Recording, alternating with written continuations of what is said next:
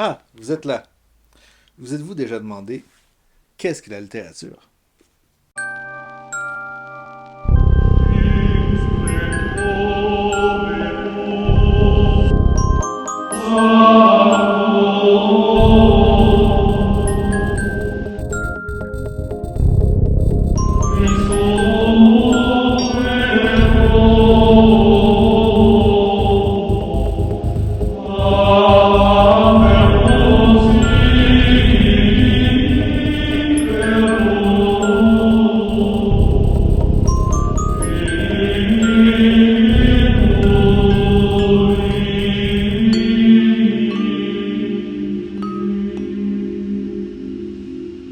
Aujourd'hui, c'est un peu particulier parce que c'est une deuxième partie d'épisode.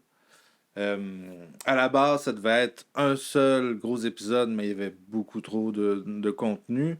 Et puis, ça se séparait bien en deux avec une partie Pierre Bourdieu et une partie Tsertan Todorov. Euh, alors, dans l'épisode précédent, que je vous invite à aller voir, le carré est peut-être ici ou ici ou là, je sais pas. Il est quelque part dans l'écran. Vous cliquez dessus et vous allez pouvoir, ça va vous amener euh, à la première partie, à l'épisode 1 sur Pierre Bourdieu, dans laquelle on a parlé de sa conception de la littérature, mais beaucoup à travers la théorie du champ culturel. Éventuellement, je vais probablement faire un épisode un peu plus approfondi sur Pierre Bourdieu et la théorie du champ. Euh, mais ce sera pour une autre fois. Aujourd'hui, on continue à essayer de définir ce qu'est la littérature avec un autre théoricien, le grand Tsertan Todorov. Donc, dans son essai La notion de littérature, Tsertan Todorov tente de définir c'est quoi la notion de littérature, comme on tente un peu de définir aujourd'hui. Donc, dans son essai, Todorov s'inspire de différents théoriciens. Ben, pas s'inspire, mais fait référence à d'autres théoriciens, dont René Wellek et Austin Warren, qu'on a parlé un peu plus tôt. Mais il y a aussi Carl Phillips Moritz et Northrop Frye. L'essai de Todorov est divisé en trois parties et chaque partie amène un aspect différent qui aide à définir la littérature. Dans la première partie, Todorov soulève que la littérature est liée au beau. Euh, et il cite une phrase de Carl Philip Moritz qui va comme suit.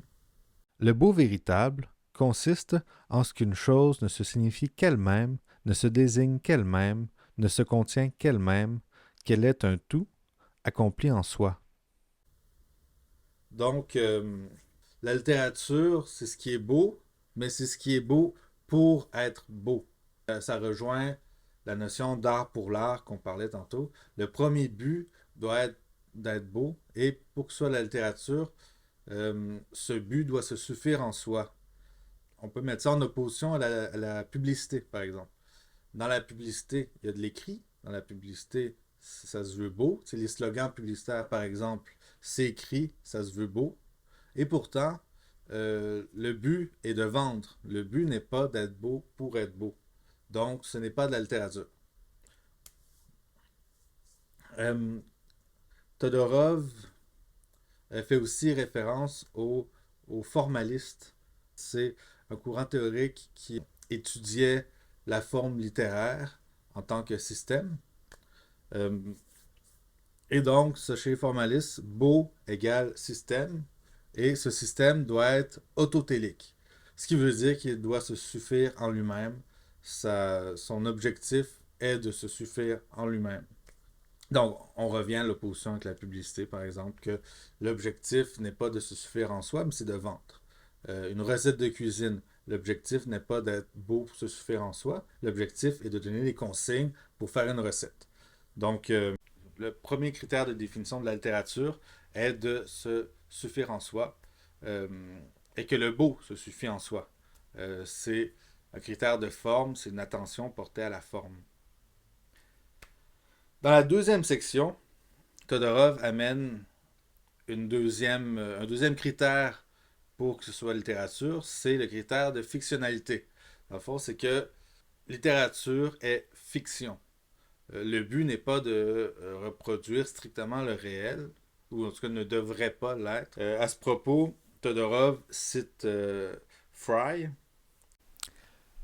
En littérature, les questions de réalité ou de vérité sont subordonnées à l'objectif littéraire essentiel, qui est de produire une structure verbale trouvant sa justification dans elle-même. Et la valeur dénotative des symboles est inférieure à leur importance en tant que structure de motifs reliés.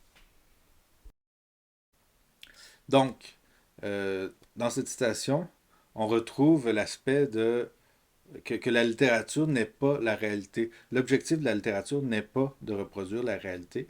Euh, Selon Fry, l'objectif premier de la littérature est de produire une structure verbale liée à des motifs. Et par structure, euh, ça renvoie encore une fois à la forme et au beau qu'on parlait tantôt. Donc le deuxième critère que Todorov met en place est celui de la fictionnalité. Il y a un aspect de fiction dans la littérature. Donc, rendu à ce moment-ci, euh, on a deux aspects principaux. Ça veut dire que la littérature, c'est ce qui est beau, ce qui apporte une attention à la forme et ce qui ne se veut pas le réel. Donc, par exemple, dans cette conception, des articles de journaux ou des rapports de journalistes, ça se veut vraiment, c'est censé être strictement ancré dans le réel. Donc, ça ne serait pas de la littérature. La littérature doit comporter cet aspect de fiction. Euh, Par contre, dans la troisième partie de l'article de Todorov, de l'essai de Todorov, il nous annonce que ce qui a avancé jusqu'à présent dans son essai euh, ne colle pas tellement. Ça fonctionne pas. Dans le fond, ce qu'il nous dit, c'est que on peut définir les genres littéraires, mais pas la littérature en général. Euh, pour les citer, Si nous admettons l'existence de discours au pluriel, notre question sur la spécificité littéraire devrait être ainsi reformulée. Y a-t-il des règles qui soient propres à toutes les instances de la littérature et seulement à elles? Mais posée sous cette forme, la question ne peut recevoir, me semble-t-il, qu'une réponse négative. donc ici, Todorov porte notre attention sur le fait qu'il existe plein de discours littéraires qu'on peut amener, ça, puis il y a plusieurs genres littéraires, qu'on peut amener des critères pour caractériser les différents genres, mais qu'on ne peut pas en amener qui assez généraux et spécifiques à la fois pour euh, caractériser la littérature en général en tant que genre, ce qui serait comme littéraire. Et plus loin, Todorov continue avec une autre citation. Mais le résultat n'est négatif qu'en apparence. Car, à la place de la seule littérature, apparaissent maintenant de nombreux types de discours qui méritent au même titre notre attention. Si le choix de notre objet de connaissance n'est pas dicté par de pures raisons idéologiques, qu'il faudrait alors expliciter, nous n'avons plus le droit de nous occuper des seules sous-espèces littéraires, même si notre lieu de travail s'appelle département de littérature, française, anglaise ou russe. Donc, ce que Todorov nous dit ici en quelque sorte, c'est que il existe plusieurs types de discours, il existe plusieurs types de genres euh, littéraires, euh, et que la distinction, celle dont on parlait avec Bourdieu plutôt, entre la grande littérature et le reste, euh, n'a plus vraiment sa place. Et puis, si on étudie la littérature, eh bien, on ne peut pas se contenter d'étudier seulement les grands classiques, parce que ça laisse tomber toute une part qui est aussi de la littérature, puisque on ne peut pas définir la littérature sans tomber dans quelque chose de subjectif ou d'idéologique.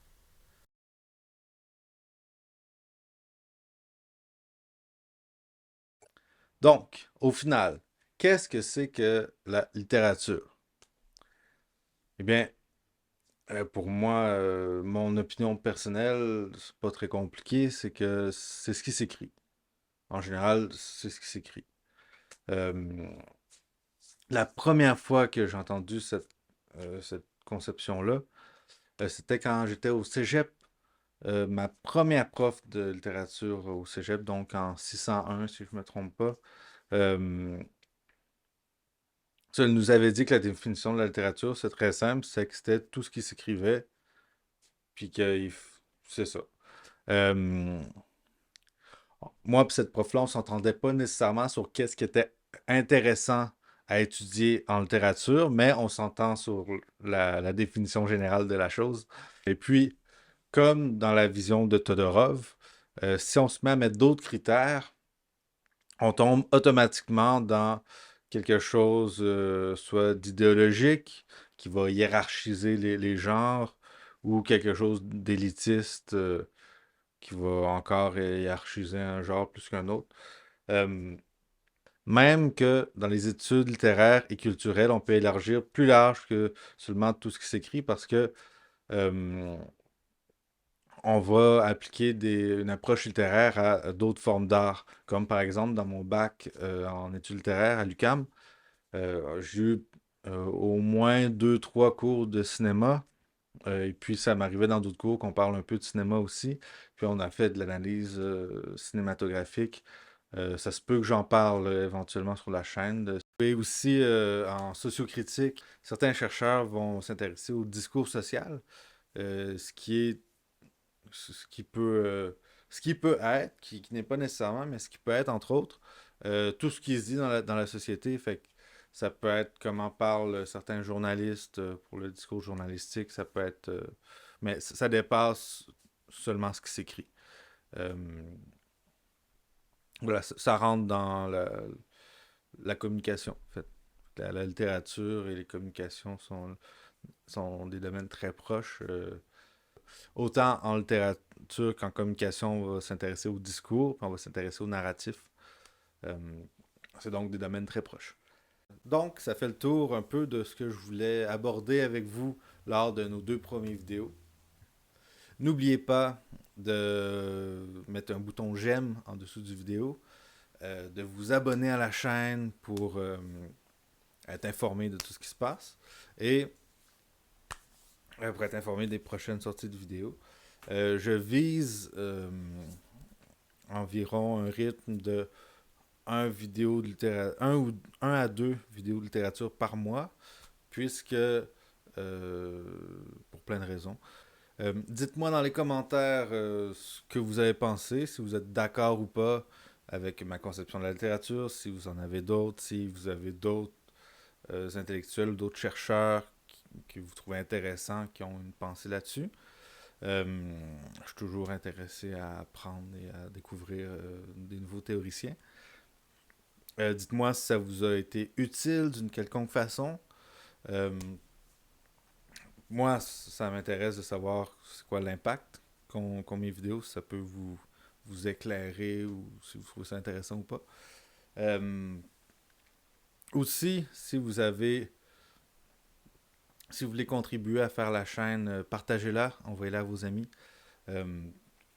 Et vous pouvez aussi mettre si vous ne savez pas quoi écrire dans les commentaires, mais que vous voulez quand même en mettre pour aider à la visibilité de la chaîne dans les algorithmes, vous pouvez le faire. Vous pouvez juste écrire algorithme ou littérature dans la chaîne et je vais savoir que votre but, c'est juste d'aider à faire augmenter l'algorithme et je vous en remercie.